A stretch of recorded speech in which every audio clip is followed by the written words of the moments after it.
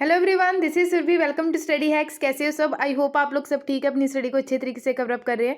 Discussion जो रहेगा आज का यानी कि 27 जनवरी का, वो काफ़ी ज़्यादा इंपॉर्टेंट होने वाला है।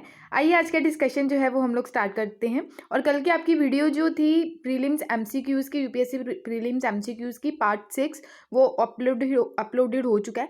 प्लीज़ उसको जाके ज़रूर अटैम्प्ट कीजिएगा।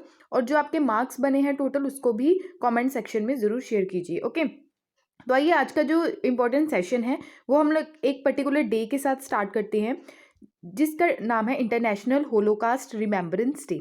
ठीक है, होलोकास्ट क्या, बहुत ज़्यादा लोगों की जान गई थी, स्पेशली सेकेंड वर्ल्ड वॉर के टाइम, जब 1939 से 1945 तक, ठीक है, जर्मनी में जब हिटलर थे, ठीक है, उनके द्वारा बहुत ज़्यादा जो है ऐसी सिचुएशन क्रिएट की गई कि लोगों की जो थी वो दम घुटने से भी जाने चली गई, क्योंकि उनको एक ही रूम में बहुत सारे लोगों को बंद कर दिया गया था, जिसकी वजह से उनको सांस की इतनी प्रॉब्लम हुई कि उनकी जान चली गई। ठीक है, बहुत सारे लोगों की जान गई, मिलियंस ऑफ लोगों की जान गई थी। तो उसी को ही अगर ऐसा सिचुएशन ऐसा जैसे हुआ, ठीक है, फ्यूचर पास्ट में, तो फ्यूचर में ऐसा ना हो, उसी से रिलेटेड ये इंटरनेशनल होलोकास्ट रिमेम्बरेंस डे जो है वो यहाँ पे सेलिब्रेट किया जाता है। ठीक है, 27 जनवरी को हर साल इसको ऑब्जर्व किया जाता है। 2022 जो है यहाँ की, यानी कि इस साल की जो थीम है इंटरनेशनल होलोकास्ट रिमेम्बरेंस डे की, वो है मेमोरी, डिग्निटी एंड जस्टिस। ठीक है, ऑब्जेक्टिव क्या है कि कोमेमोरेट एनिवर्सरी इस ट्रेजिडी जो हुई थी होलोकास्ट की, जो अकर हुई थी during second world war time के ड्यूरेशन में। ओके, तो आई होप आपको ये क्लियर हुआ होगा। बढ़ते हैं नेक्स्ट आर्टिकल की ओर। यहाँ पे जो बात की जा रही है आर्मी रूल इन बुर्किना फेसो। तो बुर्किना फेसो है कहाँ पे है, पहले इसकी लोकेशन हम लोग देख लेते हैं। ठीक है, बुर्किना फेसो आपको ये अफ्रीका कॉन्टिनेंट में एक कंट्री देखने को मिलेगी। ये एक लैंडलॉक कंट्री है। ठीक है, पहले आपको ये याद रखना है। तो यहाँ पे लोकेटेड है बुर्किना फेसो, माली, नाइजर, बेनिन, घना, ठीक है, कोटे डाइवोर। ओके, यहाँ पे आपको ब्रिटानिया देखने को मिलेगा। ठीक है, इसको हालांकि इसको बॉर्डर टच नहीं करता है ये। ठीक है, जो जो बॉर्डर टच करते हैं वो आपके सामने है, क्लियर। तो बुर्किना फेसो जो है ये अफ्रीकन कॉन्टिनेंट कंट्री है। अटलांटिक ओशन आपको यहाँ देखने को मिलेगा। और इसकी जो कैपिटल है ओआगा डोगू, इसकी कैपिटल है। ठीक है, तो ये आप लोगों को याद रखना है। ठीक है, अगर इंडिया के संदर्भ में देखना है तो ये हमारी कंट्री है, और यहाँ पे आपको बुर्किना फेसो देखने को मिलेगी कंट्री। ओके, अब यहाँ पे जो है इम्पॉर्टेंट ये भी है कि जो बुर्किना फेसो है ये साहिल रीजन जो है अफ्रीका का, जिसमें टोटल कंट्रीज़ कितनी आती है, जैसे मोरिटानिया, ठीक है, सेनेगल, माली, बुर्किना फेसो, नाइजर, नाइजीरिया, छड़, सूडान, इरिट्रिया। ठीक है, तो ये सारी क्या है, साहेल रीजन अफ्रीकन कॉन्टिनेंट की कंट्रीज़ हैं। तो बुर्किना फेसो भी साहेल रीजन का ही पार्ट है। ठीक है, तो साहेल रीजन कहाँ पे लोकेटेड है, ये अफ्रीका कॉन्टिनेंट में है। ठीक है, तो आपको याद रखना है। और बुर्किना फेसो भी साहिल रीजन का ही पार्ट है। ठीक है, अभी यहाँ पे क्या हुआ, रिसेंटली ही बुर्किना फेसो में जो आर्मी है उनके द्वारा अनाउंस किया गया कि वहाँ के जो प्रेसिडेंट है, जिनका नाम है रोच कैबोर, ठीक है, उनको सस्पेंड कर दिया गया है। कॉन्स्टिट्यूशन जो है वहाँ का डिसॉल्व कर दिया गया है। गवर्नमेंट बिल्कुल जो है वहाँ की डिसॉल्व कर दी गई है। एंड नेशनल असेंबली और जो कंट्री के बॉर्डर्स हैं उसको भी क्लोज कर दिया गया है आर्मी के द्वारा। ठीक है, ऐसा क्यों हुआ, क्योंकि पास्ट ईयर से भी बहुत बार ऐसा कूप देखने को मिला। ठीक है, तो आर्मी जो है, आर्मी के द्वारा गवर्नमेंट जो है बुर्किना फेसो की वो गिरा दी गई है। पास्ट 18 मंथ से माली में भी और ग्वानिया में भी ऐसी सिचुएशन देखने को मिली। मिलिट्री के द्वारा ऑल्सो चढ़ में भी लास्ट ईयर 2021 में वहाँ के जो प्रेसिडेंट इद्रिसिस देबे, उनकी जब डेथ हुई थी, ठीक है, तो उसके बाद भी काफ़ी ज़्यादा सिचुएशन छड़ में भी काफ़ी ज़्यादा ख़राब होगी। अब बुर्किना फेसो की बात करें, जो फॉर्मर, ये क्या थी, एक फॉर्मर फ्रेंच कॉलोनी थी बुर्किना फेसो, जो सफ़र कर रही थी क्रॉनिक इंस्टेबिलिटी से। ठीक है, तो इसको जो इंडिपेंडेंस मिली 1960 से, ठीक है, 1960 में जब इसको इंडिपेंडेंस मिली तो काफ़ी ज़्यादा आज के टाइम तक बहुत ज़्यादा सेवरल कूप्स यहाँ पे देखने को मिले। कंट्री का जो नेम है, इसका मीनिंग क्या है, land of the honest man. ठीक है, तो land of the honest man country का मीनिंग है। बट ऐसी सिचुएशन जो यहाँ पे देखने को मिली है इसका कोई मतलब नहीं रह जाता। ठीक है, तो ये जो है यानी कि इनके जो प्रेसिडेंट थे पहले, ठीक है, इनके द्वारा काफ़ी ज़्यादा रेवोल्यूशनरी मिलिट्री ऑफिसर जैसे थॉमस संकारा, इनके द्वारा यानी कि पावर इनको दी गई 1983 में। ठीक है, इनको भी टॉपलेट कर दिया गया और मार दिया गया 1987 में। 2015 से कंट्री जो है काफ़ी ज़्यादा इस्लामिस्ट इंसर्जेंसी जो है काफ़ी ज़्यादा फेस कर रही है, स्पेशली जो माली जो इनके आसपास जो कंट्री है वहाँ से ये चीज़ें निकल के आई। बुर्किना फेसो एक लैंडलॉक कंट्री है, ये आप लोगों को याद रखना है, और one of the West Africa's poorest countries में से भी ये एक है। हालांकि यहाँ पे जो गोल्ड काफ़ी ज़्यादा प्रोड्यूस होता है, तब भी ये काफ़ी ज़्यादा पुअरेस्ट कंट्री है बुर्किना फेसो, ठीक है। अगर इसके बारे में बात करें, जो अनाउंसमेंट की गई थी इसकी डिटोरेशन की सिक्योरिटी सिचुएशन को लेके आर्मी के द्वारा डिस्क्राइब किया गया कि जो काबूल्स इनएबिलिटी है, ठीक है, यहाँ पे यूनाइट अगर किया जाए वेस्ट अफ्रीकन नेशन को, ये इनडेफिनेटली इफेक्टिवली रिस्पॉन्ड यानी कि होगा। चैलेंजेस काफ़ी देखने को मिलेंगे, स्पेशली इस्लामिस्ट इंसर्जेंसी, ठीक है। स्टेटमेंट जो दी गई थी इसको लेके previously unheaded of entity and patriotic movement जो था फॉर सेफगार्ड के लिए, रिस्टोरेशन के लिए यहाँ पे चलाया गया था, ठीक है। तो इसको MPSR बोला गया फ्रेंच लैंग्वेज में, ठीक है। मिलिट्री के द्वारा ऑल्सो अनाउंस किया गया कि जो बुर्किना फेसो के जो बॉर्डर्स हैं उसको भी क्लोज कर दिया जाए, ठीक है। तो इस आर्मी के द्वारा ये क्या किया गया, ऑर्डर दिया गया, ठीक है। तो ये सारी कहानी है, ये अभी जो पास्ट में हुआ, ठीक है, अभी जो सिचुएशन चल रही है, ठीक है। तो आपको ये तो याद रखना और साथ में मैप बेस्ड जो है चीज़ों को ज़्यादा ध्यान में रखना है, ठीक है, कि बुर्किना फेसो लैंड कंट्री है, साहिल रीजन का पार्ट है, कौन कौन सी कंट्रीज के बॉर्डर्स को टच करते हैं, ठीक है। तो ये सारी चीज़ें, ओके। तो आई होप आपको ये क्लियर हुआ होगा। अब बढ़ते हैं नेक्स्ट आर्टिकल की ओर, यानी कि इलेक्ट्रॉनिक मैन्युफैक्चरिंग इन इंडिया, यानी कि इलेक्ट्रॉनिक मैन्युफैक्चर कितना है हमारे इंडिया में, आने वाले टाइम में कितनी एक्सपेक्टेशन लगाई जा रही है कि आने वाले समय में कितनी ग्रोथ होने वाली है इलेक्ट्रॉनिक्स मैन्युफैक्चरिंग की फील्ड में हमारी कंट्री में। अगर बात करें, इंडिया जो है लाइकली अचीव कर रहा है electronic production USD 300 billion bye 2026, ठीक है। यानी कि आने वाले समय में 2026 में हमारी कंट्री में जो इलेक्ट्रॉनिक्स प्रोडक्शन होगा USD 300 बिलियन डॉलर का होगा, ठीक है। और साथ ही साथ लोअर देन टारगेट जो है USD 400 बिलियन बाय 2025, ये सेट किया गया है नेशनल पॉलिसी ऑन इलेक्ट्रॉनिक्स 2019 के हिसाब से, ठीक है। अगर गिवन एस्टिमेट की बात करें तो अकॉर्डिंग टू दी 5 ईयर यहाँ पे रोड मैप रेडी किया गया है और विजन डॉक्यूमेंट भी रेडी किया गया है, जिसका टाइटल है USD 300 billion sustainable electronics manufacturing exports by 2026, और ये रिलीज़ किया गया है road map ministry of electronics and IT ministry, ठीक है, और एसोसिएशन है with India cellular and electronics association, ठीक है। रोड मैप जो है ये सेकंड वॉल्यूम है, इसका 2 पार्ट विजन डॉक्यूमेंट है। फर्स्ट पार्ट में जो इसका टाइटल रखा गया था increasing India's electronics exports and share in global value chain, जो रिलीज़ की गई थी नवंबर 2021 में, ठीक है। अगर ग्रोथ की बात करें इलेक्ट्रॉनिक्स मैन्युफैक्चर में, अकॉर्डिंग टू डॉक्यूमेंट देखें तो रिड्यूस टारगेट की बात करें तो 400% इंक्रीज होगा करंट लेवल, ठीक है। यहाँ पे भी आप देख सकते हैं 2018 में 1.6 था, आने वाले टाइम में जो एक्सपेक्टेशन लगाई जा रही है कि 2025-26 में 110.0% देखने को मिलेगा। यहाँ पे सबसे ज़्यादा जो एक्सपेक्टेशन लगाई जा रही है किस मैन्युफैक्चरिंग में, वो है मोबाइल मैन्युफैक्चरिंग में, ठीक है। तो उसमें जो अक्रॉस जो है USD 100 बिलियन एनुअल प्रोडक्शन होने वाली है आने वाले टाइम में, ठीक है। तो करंट जो है USD 330 बिलियन है, expected to constitute nearly 40% of the ambitious growth, okay.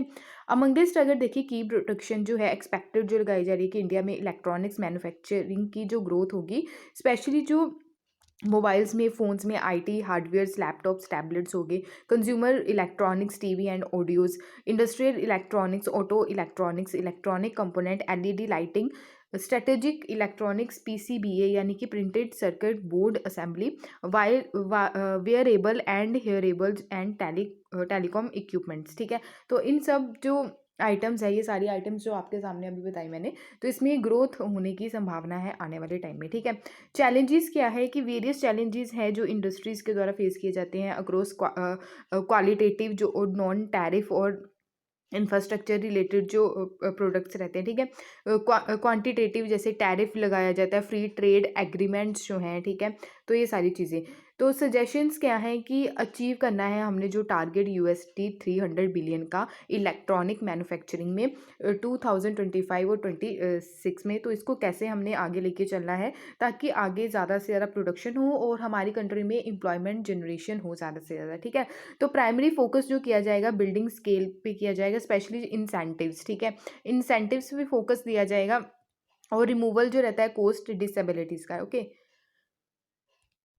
और साथ ही साथ जो डॉक्यूमेंट है, ठीक है, ऑल्सो स्विफ्ट चैलेंज यहाँ पे देखने को मिलेगा, डॉक्यूमेंट्स जो अभी रेडी किए गए हैं, ठीक है। तो जो डॉक्यूमेंट्स रेडी, साथ ही साथ स्ट्रॉन्ग रिकमेंडेशंस जो दी गई हैं, फोकस करने की ज़रूरत है डोमेस्टिक वैल्यू एडिशन में, स्पेशली इलेक्ट्रॉनिक्स सेक्टर में।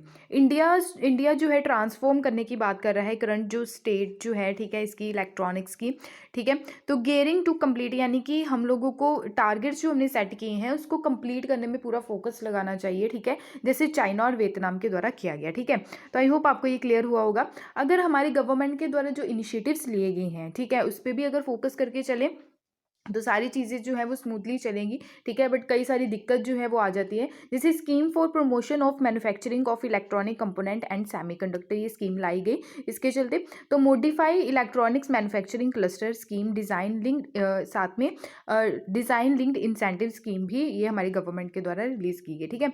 हमारी कंट्री जो है ये लीडिंग कंडक्टर है ऑल्टरनेट सोल्यूशन का फॉर ग्लोबल इलेक्ट्रॉनिक कंपनीज में। इलेक्ट्रॉनिक सेक्टर की अगर बात करें तो पोटेंशियल है, ठीक है, और become one of the top export है हमारी कंट्री नेक्स्ट 3 और 5 ईयर्स में होने वाली है, ठीक है। तो इलेक्ट्रॉनिक्स एक्सपोर्ट्स जो हैं, ठीक है, तो सिग्निफिकेंट कंट्रीब्यूशन जो है इलेक्ट्रॉनिक्स का वो काफ़ी ज़्यादा है हमारी इंडियन इकोनॉमी में। अगर फॉरेन एक्सचेंज अर्निंग की बात करें तो एम्प्लॉयमेंट जनरेशन की बात करें तो ये काफ़ी ज़्यादा हद तक बेनिफिशियल हो सकती है, ठीक है। तो आई होप आपको ये क्लियर हुआ होगा। उसके अलावा अगर हम बात करें यहाँ पे न्यूज जो अभी न्यूज़ निकल के आई है, एक्सरसाइज पश्चिम लहर, एक्सरसाइज पश्चिम लहर जिसको XPL 2022 बोला जा रहा है। तो ये वेस्टर्न नेवल कमांड में इंडियन नेवी कंडक्ट, यानी कि वेस्टर्न नेवल कमांड में इंडियन नेवी के द्वारा कंडक्ट करवाई गई है और ये ज्वाइंट मैरीटाइम एक्सरसाइज है जिसका नाम है पश्चिम लहर, ठीक है। वेस्टर्न नेवल कमांड के हेडक्वार्टर्स कहाँ पे, मुंबई में है। साथ ही साथ अदर 2 जो नेवल कमांड्स हैं, जैसे ईस्टर्न नेवल कमांड, उसके हेडक्वार्टर है विशाखापट्टनम में, सदर्न नेवल कमांड इसके हेडक्वार्टर है कोची में, ठीक है। तो एक्सरसाइज जो है ये कंटिन्यू रहेगी 20 डेज़ के लिए और कंडक्ट जो करवाई जा रही है नेवी के द्वारा, इसका मेन एम क्या है कि एनहेंस करना स्पेशली जो इंटर सर्विसेज है हमारी कंट्री में। इंटर सर्विसेज कौन सी, इंडियन नेवी है, इंडियन एयरफोर्स है, इंडियन आर्मी है और इंडियन कोस्ट गार्ड है, ठीक है। तो मिलके यहाँ पे काम करें, स्पेशली जो वेस्टर्न नेवल कमांड है इसके हेडक्वार्टर मुंबई में है, ये one of the 3 command level formation है इंडियन नेवी का, ठीक है। तो पश्चिम लहर जो एक्सरसाइज है ये आप लोगों को याद रखनी है। तो आई होप आपको ये क्लियर हुआ होगा। अब बढ़ते हैं नेक्स्ट टॉपिक की ओर। चीरू चीरू 2022, ये किसकी एक्सरसाइज है, ये रशिया, चाइना और ईरान, ठीक है, ईरान नेवी, यानी कि तीनों कंट्रीज़ की जो नेवीज़ हैं उनकी एक्सरसाइज है, ये अभी कंडक्ट करवाई गई स्पेशली गल्फ ऑफ ओमान में। गल्फ ऑफ ओमान कहाँ पे है, इसकी हम लोकेशन देख लेते हैं। गल्फ ऑफ ओमान जो है अरेबियन सी में, यहाँ पे ओमान कंट्री आपको देखने को मिलेगी। यहाँ पे गल्फ ऑफ ओमान है, ये है पर्शियन गल्फ, ठीक है, और ये दोनों गल्फ्स को कनेक्ट करने वाला जो स्ट्रेट है वो है स्ट्रेट ऑफ हार्मुज। यहाँ पे है रेड सी, ठीक है, यहाँ पे है गल्फ ऑफ एडन, और गल्फ ऑफ एडन और रेड सी को कनेक्ट करने वाला स्टेट कौन सा है ये आप लोगों को बताना है, ठीक है, ये आप लोगों का होमवर्क है, ठीक है। तो आई होप आपको ये क्लियर हुआ होगा। तो ये तीनों जो कंट्रीज़ हैं ये आप लोगों को याद रखना है कि चीरू जो है एक्सरसाइज ये नेवी एक्सरसाइज है Russian, Chinese and Iranian navies की, ठीक है। तो मैरीटाइम ड्रिल्स जो कंडक्ट करवाए गए नॉर्दर्न पार्ट्स में इंडियन ओशन के, ठीक है। तो एम क्या है कि डीप एंड प्रैक्टिकल कॉर्पोरेशन करके चलना specially among navies of the 3 countries, ठीक है। तो आई होप आपको ये क्लियर हुआ होगा। नेक्स्ट बढ़ते हैं यहाँ पे। कल रिपब्लिक डे की परेड जिसने देखी है उन्होंने ये देखा होगा कि जो वुमेन्स हैं, ठीक है, BSF की जो वुमेन्स हैं उनकी टीम के द्वारा काफ़ी शानदार परफॉर्मेंस की गई रिपब्लिक डे परेड में, ठीक है। तो यहाँ पे देखते हैं मिक्स रिस्पॉन्स देखने को मिला, जो रीडेवलप हो रहा है सेंट्रल विस्टा, यानी कि हमारी जो न्यू पार्लियामेंट बनने जा रही है, ठीक है। सेंट्रल विस्टा प्रोग्राम क्या है उसके बारे में हम पढ़ लेते हैं। तो ये सेंट्रल विस्टा जो रहेगा यानी कि न्यू पार्लियामेंट जो बनेगी ये ट्रायंगुलर इन शेप में होगी। टोटल एरिया 64,500 स्क्वायर मीटर का होगा।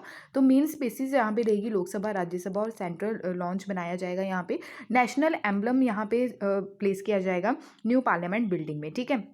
तो लोकसभा की सीट इसके चलते बढ़ाने की बात की जा रही है, यानी कि 888 लोकसभा की सीट्स रहेंगी, जो अभी करंट में है 552 हैं, ठीक है। राज्यसभा की 384 सीट्स यहाँ पे बढ़ाने की बात की जा रही है। लोकसभा हॉल जो है इसको भी एक्सटेंड किया जाएगा, एडिशनल कैपेसिटी रहेगी, 1272 सीट्स यहाँ पे बनाई जाएंगी, ठीक है। अगर कंस्ट्रक्शन की बात करें तो यहाँ पे एस्टिमेट कॉस्ट जो है 971 करोड़ एस्टिमेट कॉस्ट यहाँ पे देखने को मिल रही है। और जो कॉन्ट्रैक्टर हैं इसके वो है टाटा प्रोजेक्ट लिमिटेड, ठीक है। तो HCP design planning and management यहाँ पे वर्क करेंगे साथ में मिलके, ठीक है। तो अक्टूबर 2022 में जो है विंटर सेशन ऑफ पार्लियामेंट जो है 75th जो ईयर हम सेलिब्रेट कर रहे हैं इंडिपेंडेंस डे का, ठीक है। तो उसके चलते ये को कंप्लीट किया जाएगा इसको। तो आई होप आपको ये क्लियर हुआ होगा। और साथ ही साथ यहाँ पे थीम्स जो है इंटीरियर यानी कि अंदर जो है यहाँ पे थीम्स यहाँ पे इस्टेब्लिश की जाएंगी। जैसे लोकसभा में पीकॉक नेशनल बर्ड, राज्यसभा में लोटस नेशनल फ्लावर, और सेंट्रल लॉज में बनियान जो है ट्री हमारा नेशनल ट्री, इसको सेटअप किया जाएगा। तो आई होप आपको ये क्लियर हुआ होगा। नेक्स्ट बढ़ते हैं हम। नेक्स्ट यहाँ पे बात की जा रही है जो ह्यूमन ट्रैफिकिंग जो देखने को मिली अभी गुजरात में, ठीक है। तो इसके चलते हमारे कॉन्स्टिट्यूशन में क्या क्या प्रोविजंस रखे गए हैं। हमारे कॉन्स्टिट्यूशन में टोटल आपको 6 फंडामेंटल राइट्स देखने को मिलते हैं। उसमें जो राइट है, राइट अगेंस्ट एक्सप्लॉइटेशन, ठीक है। तो आर्टिकल 23 और 24 यहाँ पे बात करता है। आर्टिकल 23 ह्यूमन ट्रैफिकिंग के अगेंस्ट आवाज़ उठाना, तो यानी कि इसको कंट्रोल करना, ठीक है, प्रोहिबिट करना। तो आर्टिकल 23 यहाँ पे बात करता है। और 24 जो है चाइल्ड एम्प्लॉयमेंट के बारे में बात करता है, ठीक है। तो ये आप लोगों को याद रखना है। नेक्स्ट यहाँ पे बात की जा रही है कि यहाँ पे जो आंध्र प्रदेश गवर्नमेंट है उनके द्वारा अनाउंस किया गया है कि 13 डिस्ट्रिक्ट्स ये न्यू बनाएंगे, ठीक है। तो 13 डिस्ट्रिक्ट न्यू बनाने की यहाँ पे बात की जा रही है, किसके द्वारा, आंध्र प्रदेश के द्वारा, ठीक है। तो रिपब्लिक डे की जो सेरेमनी थी उसके दौरान इनके द्वारा अनाउंस किया गया, ठीक है। यहाँ पे जो बात की जा रही है आईएनएस कुकरी जो है इसको डीकमीशन किया जाएगा और इसको कन्वर्ट किया जाएगा एक म्यूजियम में, ठीक है। तो नेवी वेसल जो है इसको हैंड ओवर किया गया था ड्यू एडमिनिस्ट्रेशन, ठीक है। तो आईएनएस कुकरी जो है ये लीड शिप है इंडियन नेवी की, ठीक है। तो क्लास मिसाइल कन्वर्ट्स हैं, ठीक है। तो यहाँ पे आप देख सकते हैं, ओके। तो ऑयल राइजेस यानी कि ऑयल के प्राइस बढ़ गए हैं क्योंकि रशिया में जो क्राइसिस देखने को मिल रहे हैं, $89 जो है ऑन रशिया टेंशन, ठीक है। बाइडन सैटर्न सेंक्शन, क्योंकि बाइडन के द्वारा सेंक्शंस लगाए गए, ठीक है। इन्वेजन जो किया गया रशिया के द्वारा यूक्रेन में, ठीक है, यूक्रेन के ऊपर हमला जो किया गया उसके चलते, ठीक है। तो इसके अलावा अगर बात करें तो ऑयल रिलेटेड जो एक्सपोर्टिंग कंट्रीज़ है, जिसको हम organisation of the petroleum exporting countries बोलते हैं, ठीक है, जिसको ओपेक के नाम से जाना जाता है।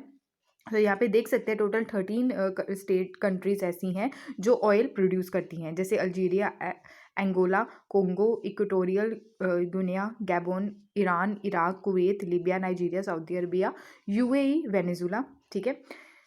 तो इसके जो सेक्रेटरी जनरल हैं वो हैथम अल गैसीस हैं। इसको इस्टेब्लिश किया गया था 1961 में बगदाद में, ठीक है।